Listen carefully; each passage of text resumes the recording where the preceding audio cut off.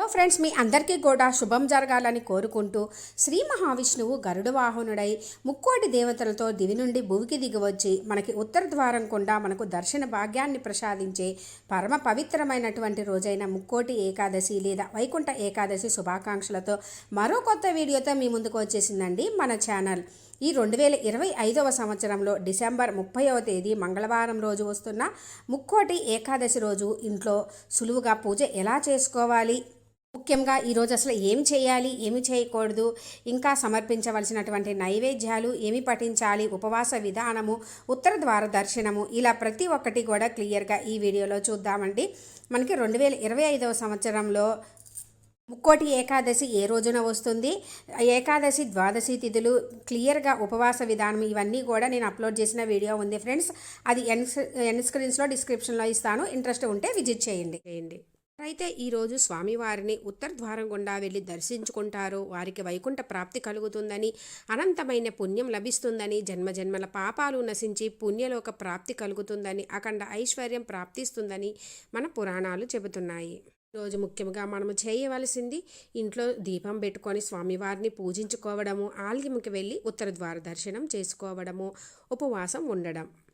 ఏకాదశి ఉపవాసం ఉంటే మనము ముక్కోటి ఏకాదశులు చేసిన పుణ్యం లభిస్తుంది. అందుకే ఈరోజు స్వామివారిని పూజించుకొని ఉపవాసం ఉంటే ఐశ్వర్యాలు, వైకుంఠ ప్రాప్తి కలిగి పుణ్యం లభిస్తుంది. ఇంట్లో సులువుగా పూజ ఎలా చేసుకోవాలో చూద్దాము ఫ్రెండ్స్. చక్కగా ఈరోజు మనము ముందే నిద్ర లెగవాలండి. అంటే సూర్యోదయానికి మునిపే ఈరోజు ఇంట్లో పూజ చేసుకొని, అందులో ధనుర్మాసం కూడా కదండి, ధనుర్మాసంలో ఒక్కరోజైనా సరే మనము సూర్యోదయానికి మునిపే తెల్లవారుజామునే లేచి ఆ సమయంలో చేస్తే, అందులో ఈ ముక్కోటి ఏకాదశి రోజు చేస్తే మనకి ధనుర్మాసం మొత్తం చేసిన పుణ్య ఫలితం కూడా దక్కుతుంది ఫ్రెండ్స్. ఇంత విశేషమైన రోజు ఇంట్లో సులువుగా పూజ ఎలా చేసుకోవాలో చూద్దాము ఫ్రెండ్స్. ముక్కోటి ఏకాదశి రోజు మనము సూర్యోదయానికి మునిపే అంటే ఎక్కువ శాతం వరకు 4-6 మధ్యలోనే లెగిసి చక్కగా మనము పూజ చేసుకొని ఆలయ దర్శనము అంటే ఉత్తర ద్వార దర్శనము చేసుకుంటే స్వామివారిని ఎంతో మంచిదండి. కుదరని వారు మాత్రమే వాళ్ళ ఇంట్లో పరిస్థితులను, ఆరోగ్య పరిస్థితులు, ఉద్యోగాల రీత్యా కుదరని వాళ్ళు మిగిలిన టైంలో సాధ్యమైనంత వరకు ఈ ధనుర్మాసంలో బ్రహ్మీ ముహూర్తంలో చేసేటటువంటి పూజ ఎన్నో రెట్ల ఫలితాలను ఇస్తుందండి. అందులో ధనుర్మాసం మొత్తం చేయలేని వాళ్ళు కూడా ఈ ముక్కోటి ఏకాదశి రోజు మాత్రం మిస్ కాకుండా చూడండి. చక్కగా తెల్లవారినే లేచి ఇల్లంతా కూడా శుభ్రం చేసుకొని తలస్నానం చేసి ఇంటి ముంగట చక్కగా ముగ్గులు పెట్టుకోవాలండి. అందులో ధనుర్మాసము మంగళవారము, అసలు ధనుర్మాసం అంటేనే ఇంటి ముంగట ముగ్గులు రంగవల్లికలతోటి కలకల్లాడుతూ ఉంటుంది. మనందరికీ తెలిసిందే కదండి. ఊర్లలో అయితే ఈ ధనుర్మాసంలో పోటీల మీద ఇంటి ముగ్గులు వేసుకుంటారు. చక్కగా ముగ్గులు వేసుకొని గడపకి పసుపు కుంకుమలు రాసుకొని పువ్వులతో అలంకరించుకోవాలి. ఎందుకు అనంటే ఇంటి ముంగట కలకల్లాడుతూ ఉంటే చక్కగా స్వామి అమ్మవారు మన ఇంటికి రాకుండా ఉంటారా ఫ్రెండ్స్? మనందరికీ తెలిసిందే. ఇంటి ముంగట కలకల్లాడుతూ ఉంటే అలా వెళ్ళే వాళ్ళు కూడా ఆగి ఆహా ఎంత బాగుందని అనుకుంటూనే వెళ్తారు. అలాంటిది ఇక స్వామి అమ్మవార్లు రాకుండా ఉంటారా ఫ్రెండ్స్? మనం అలంకరించుకోవాలి. ముఖ్యంగా ఆడవారు కూడా చక్కగా చినిగిన బట్టలు కాకుండా చీర అవి వేసుకొని, చేతి నిండా గాజులు, కాళ్ళకి పసుపు రాసుకొని, తాళ్ళకి పసుపు కుంకుమ, నుదుటిన బొట్టు పెట్టుకొని నిండు ముత్తైదువులాగా ఉండాలండి.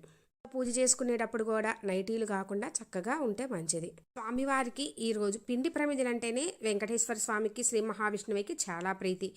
అటువంటి పిండి ప్రమిదలు ఈరోజు పెట్టి స్వామివారిని పూజించినట్లయితే విశేష ఫలితాలు కలుగుతాయి. ఎలా చేసుకోవాలి అంటే, మనము బియ్యపు పిండి కుదిరితే ఇంట్లోనే బియ్యం నానబెట్టుకొని గ్రైండ్ చేసుకొని జల్లించుకుంటే మంచిదండి. లేదంటే బయట బియ్యపు పిండి అయినా తీసుకొచ్చుకోవచ్చు. కలపడానికి ఈజీగా ఉంటుందని నేను కొంచెం బియ్యపు పిండి, చిన్న బెల్లం ముక్క వేసి గ్రైండ్ చేసి మిక్స్ చేసుకుంటున్నానండి. బియ్యపు పిండి, బెల్లము, పాలు కావాలి. కొంచెం ఆవు పాలు పోసుకుంటూ మనము చక్కగా ఈ విధంగా కలుపుకోవాలి. చక్కగా కలుపుకున్నాక మనము ఎన్ని పిండి ప్రమిదలు అనుకుంటే అన్నీ చేసుకోవచ్చండి. 1 లేదా 3, 5, 9, 11 ఇలా ఎన్ని పిండి ప్రమిదలైనా పెట్టుకోవచ్చు. నేను ముక్కోటి ఏకాదశి కాబట్టి ముచ్చటగా 3 పెట్టుకుంటున్నాను ఫ్రెండ్స్. ముద్ద చేసుకున్న తర్వాత చేతితోటి మనము ఏలుతోటి చక్కగా ఈ విధంగా లోపల హోల్ లాగా పెట్టుకొని చక్కగా రౌండ్ చేసుకుంటే బాగా వస్తుంది. ఇంకా పిండి ప్రమిదలు ఎలా చేసుకోవాలి క్లియర్గా నేను అప్లోడ్ చేసిన వీడియో ఉంది ఫ్రెండ్స్. అది ఎండ్ స్క్రీన్స్లో డిస్క్రిప్షన్లో ఇస్తాను. మీకు ఇంట్రెస్ట్ ఉంటే విజిట్ చేయండి. ఇప్పుడు గంధంలో కొంచెం రోజు వాటరు మరియు జవ్వాది కలుపుకుంటే మంచిదండి. స్వామివారికి సువాసన భరితము అలంకార ప్రియులు కదండి. చక్కగా గంధంలో కలుపుకున్న తర్వాత మళ్ళీ కుంకుమలో కూడా కలుపుకోవాలి. చక్కగా ఈర్బడ్తో కానీ చేతితో కానీ చక్కగా స్వామివారికి ఇష్టమైనటువంటి నామాలు వేసుకొని పైన కూడా గంధము బొట్టులతోటి అలంకరించుకోవాలి. నేనైతే చేసుకొని పక్కన పెట్టుకున్నాను ఫ్రెండ్స్. ఇప్పుడు మనము పూజ ఎక్కడ చేయాలి అనుకుంటున్నామో అక్కడ, అంటే పూజా రూమ్లో లేదు అంటే ఈశాన్యం మూల పెట్టుకోవచ్చు. ఇంకా ఈరోజు కుదిరితే ఉత్తర ద్వారం గుండా స్వామివారిని దర్శిస్తూ పూజ చేసుకునేటట్లు కూడా పెట్టుకోవచ్చు. నేనైతే చక్కగా పూజా రూమ్లోనే చేసుకుంటున్నానండి. ఎక్కడ చేయాలనుకున్న వాళ్ళు అక్కడ పీఠం వేసుకొని స్వామివారిని పూజించుకోవచ్చండి. నేనైతే పూజా రూమ్లోనే చక్కగా మనకి శ్రీ మహావిష్ణువు ఫోటో, అమ్మవారి ఫోటో ఉంటే పెట్టుకోవచ్చండి. లేదు అంటే ప్రతి ఇళ్ళల్లో కూడా వెంకటేశ్వర స్వామి అమ్మవారి ఫోటో ఉంటుందండి. ఈరోజు మనకి ధనుర్మాసము మరియు మంగళవారము కలిసి వస్తున్న ఈ ధనుర్మాసంతో కూడి వస్తున్న ఈరోజు ముఖ్యంగా అమ్మవారిని ఇరువురిని పూజిస్తేనే మంచిది. శ్రీ మహావిష్ణువు, శ్రీ లక్ష్మి అమ్మవారి విగ్రహాలు కూడా ఉంటే అవి కూడా పెట్టుకున్నాను. దీపాలకు 2 వెండి ప్రమిదలు, 3 పిండి దీపాలు, 5గా పెట్టుకున్నానండి. చక్కగా పిండి దీపాలు పెట్టుకునే దగ్గర అంటే స్వామివారి నామాలు వచ్చేటట్టుగా చక్కగా నేను తులసితోటి మరియు పువ్వులతోటి కింద అయితే తప్పకుండా మనము పిండి ప్రమిదలు పెట్టుకునేటప్పుడు తమలపాకులు కానీ లేదంటే ఏదైనా వెండి ప్లేటు కానీ ఏదైనా పెట్టుకోవాలి కానీ రాగి ఇత్తడి ఏదైనా పెట్టుకోవాలి కానీ కిందనే అలా అయితే పెట్టకూడదు ఫ్రెండ్స్. దీపాల దగ్గర అయితే నేను స్వామివారికి ఇష్టమైనటువంటి తులసి దళాలతోటి మరియు పిండి ప్రమిదలు అన్ని స్వామివారికి ఇష్టమైన వాటితోటి నామాలలాగా అలంకరించుకున్నానండి. స్వామివారికి తప్పకుండా ఈరోజు తులసి మాల కానీ లేదా తులసి దళం కానీ సమర్పించాలి. ఈరోజు తులసి సమర్పిస్తే స్వామివారి అనుగ్రహం శీఘ్రమే కలిగి సకల పాపాలు తొలగి మనకి సకల శుభాలు కలుగుతాయి. అయితే మాల సమర్పించుకోండి, లేదంటే ఒక్క తులసి దళమైనా కుదిరితే సమర్పించండి. చక్కగా దీపాలను కూడా పువ్వులతో అలంకరించుకుంటున్నాను. మనము దీపారాధనకి ఆవు నెయ్యి, ముఖ్యంగా ఆవు నెయ్యి వాడితే మంచిదండి. ఈరోజు శుక్రవారము, అందులో ధనుర్మాసము కూడా. లేదు అనుకుంటే చక్కగా నువ్వుల నూనె కూడా వాడుకోవచ్చు. లేదు అంటే మనం పిండి దీపాలలో ఆవు నెయ్యి, మామూలు దీపాల్లో నువ్వుల నూనె ఇలా కూడా వాడుకోవచ్చు. ఒత్తులు వేసుకొని చక్కగా దీపారాధన కావాల్సిన అన్నీ కూడా సిద్ధం చేసుకొని ఫోటోలు అన్నీ కూడా చక్కగా పూలతో అలంకరించుకున్నాను. మనము ముఖ్యంగా ఏ పూజలు వ్రతాలు చేసినా కూడా ఆ గణనాథుని పూజించిందే ఏమీ చేయం కదండి. అందుకని గణపతి విగ్రహము లేదు అనుకుంటే పసుపు గణపతినైనా పెట్టుకోవాలి. చక్కగా పూజకు కావాల్సిన అన్నీ కూడా సిద్ధం చేసుకున్న తర్వాత మనము చక్కగా స్వామి అమ్మవారికి నమస్కరించుకొని ఎటువంటి అడ్డంకులు లేకుండా ఈ ముక్కోటి ఏకాదశి రోజు చేసుకోవాలని, ఉత్తర ద్వార దర్శన భాగ్యాన్ని కలిగించమని, ఇంట్లో ఎల్లప్పుడూ కూడా అంతా మంచిగా ఉండాలని కోరుకుంటూ స్వామివారికి అమ్మవారికి నమస్కరించుకొని దీపం వెలిగించుకోవాలంటే ఎటువంటి విఘ్నాలు లేకుండా చేయమని ఆ గణనాథుని కూడా నమస్కరించుకొని చక్కగా దీపం వెలిగించుకోవాలి. ముందుగా మనము వెండి ప్రమిదల్లో వెలిగించుకున్న తర్వాతనే పిండి దీపాలు వెలిగించుకోవాలి. పిండి దీపాలు కూడా వెలిగించుకొని చక్కగా నమస్కరించుకోవాలి.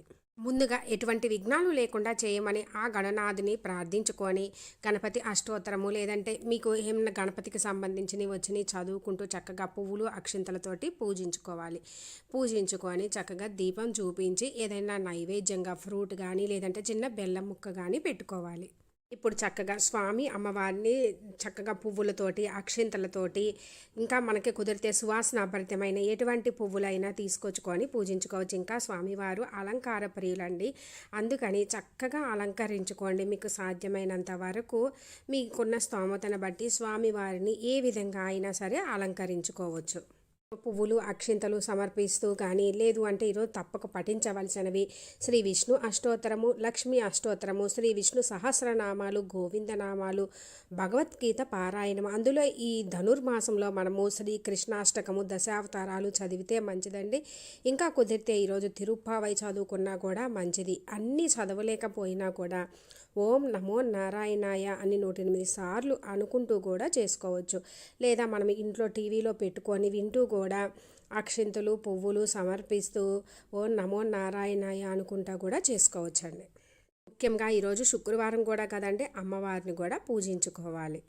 ఈరోజు నైవేద్యంగా అన్నంతో వండినవి కాకుండా మనము పాలతోటి ఏమైనా సేమియా పాయసం కానీ అట్లా కూడా చేసి పెట్టవచ్చండి. లేదంటే అటుకుల పాయసము, పేలాలు బెల్లంతో చేసినవి కానీ, గోధుమ రవ్వతోటి చేసిన ఏదైనా సరే నైవేద్యంగా పెట్టవచ్చు. లేదంటే ఫ్రూట్స్, డ్రై ఫ్రూట్స్ అలాంటివి కూడా పెట్టుకోవచ్చు.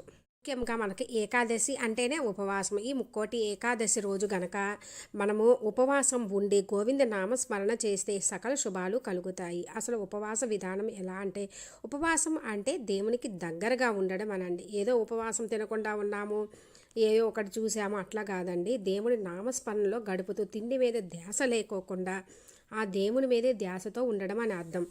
ఉపవాసం ఉండే రోజు ముందు రోజు అంటే దశమి రోజు శరీరాన్ని ఉపవాసానికి సిద్ధం చేయాలి. అంటే ఆ రోజు సాయంత్రం ఏదైనా స్వల్ప ఆహారంగా తీసుకోవాలండి.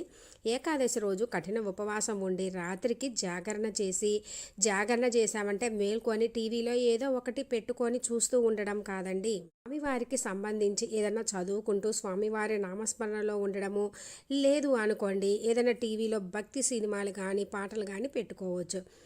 ఆ రోజంతా ఉపవాసం ఉండి జాగరణ చేసి తర్వాత రోజు ద్వాదశి గడియలు ఉన్నప్పుడు, అంటే ద్వాదశి పారణ సమయం అంటే ఉపవాస విరమణ సమయం ఉన్నప్పుడే మనము చక్కగా పూజ చేసుకొని ఉపవాసం విరమించాలి. ఆలయంకి వెళ్ళి స్వామివారి దర్శనం చేసుకొని ఎవరికైనా పేదవాళ్ళకి భోజనం కానీ లేదా అన్నదానం చేసినా లేదా పంతులు గారికి స్వయంపాక దానం ఇచ్చినా కూడా మంచిది.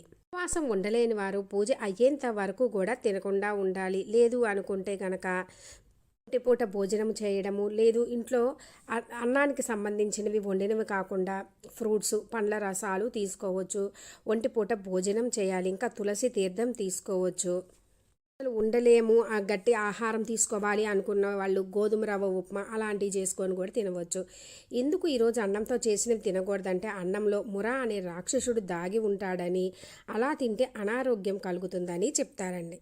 ప్రస్తుతం అన్న బిజీ లైఫ్లో మీ ఆరోగ్య పరిస్థితులను బట్టి, మీ కన్వీనియంట్ని బట్టి ఏ విధంగా కుదిరినా చేసినా మంచిదండి.